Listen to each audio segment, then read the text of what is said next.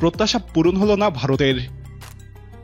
অনেক আশা নিয়ে BrahMos supersonic cruise মিসাইলের পরীক্ষামূলক উৎক্ষেপণের ইচ্ছে ছিল, কিন্তু সফল হলো না ব্রাহ্মস ক্রুইজ মিসাইলের সেই পরীক্ষামূলক উৎক্ষেপণ। ওড়িশার উপকূল থেকে উৎক্ষেপণের কিছুক্ষণ পর তা বিধ্বস্ত হয়। ব্রাহ্মস মিসাইলটিকে নিয়ে ভারত অনেক গর্ব করে থাকে। তারা দাবি করে এটাই বিশ্বের সবথেকে শক্তিশালী ক্রুইজ মিসাইল। বাংলাদেশের কাছেও মিসাইলটি বিক্রির চেষ্টা চালিয়েছে ভারত। ভারতীয় সংবাদ মাধ্যমগুলো বলছে সকালে উৎক্ষেপণের অল্প সময়ের মধ্যেই ক্ষেপণাস্ত্রটি ভেঙে পড়ে যায়। কি কারণে এই পরীক্ষা ব্যর্থ হলো তা খতিয়ে দেখবে defence research and development organisation এবং ব্রাহ্মস অ্যারোস্পেস কর্পোরেশনের একটি যৌথ দল। প্রাথমিকভাবে বিজ্ঞানীদের ধারণা, প্রোপালশন সিস্টেমের যে কোনো সমস্যার জন্য সেই পরীক্ষার উৎক্ষেপণ সফল হয়নি।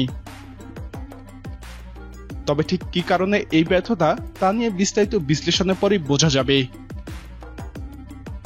এমনিতেই ভারতের অন্যতম ভরসাযোগ্য ক্ষেপণাস্ত্র হল ব্রাহ্মস।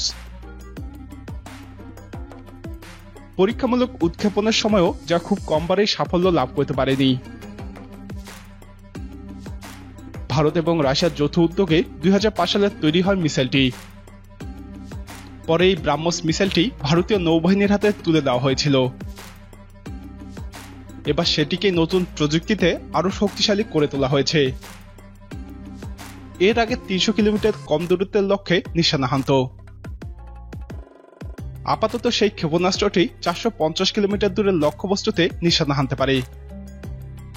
সেই সাথে সুপারসনিক গতিতে লক্ষ্যের দিকে ধেয়ে যায়। 2016 সালে ভারত মিসাইল টেকনোলজি কন্ট্রোল রেজিমের সদস্য হয়। ভারত এবং রাশিয়া যৌথভাবে 600 কিলোমিটারের বেশি পাল্লার এবং লক্ষ্যবস্তুতে আঘাত করার ক্ষমতা সহ ব্রাহ্মস ক্ষেপণাস্ত্রের নতুন একটি ভ্যারিয়েন্ট তৈরির পরিকল্পনা করে। 2019 সালে ভারত 500 কিলোমিটার পাল্লার নতুন ভ্যারিয়েন্ট তৈরি করে। এরই মধ্যে ভারতীয় গোয়েন্দারা ব্রাহ্মসের প্রজেক্ট থেকে পাকিস্তানের গুপ্তচরের খোঁজ পায়। ধারণা করা হয় ওই গুপ্তচর ব্রাহ্মসের অনেক গোপন প্রযুক্তি পাকিস্তানে পাচার করেছে।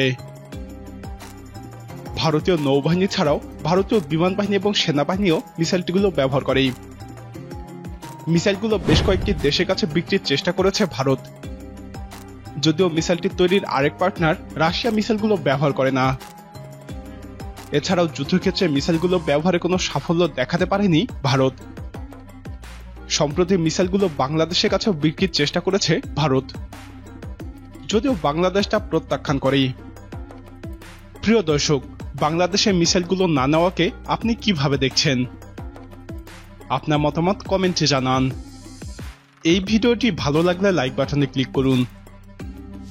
নিয়মিত এরকম আপডেট পেতে আমাদের চ্যানেলটি সাবস্ক্রাইব করে আমাদের সাথেই থাকুন।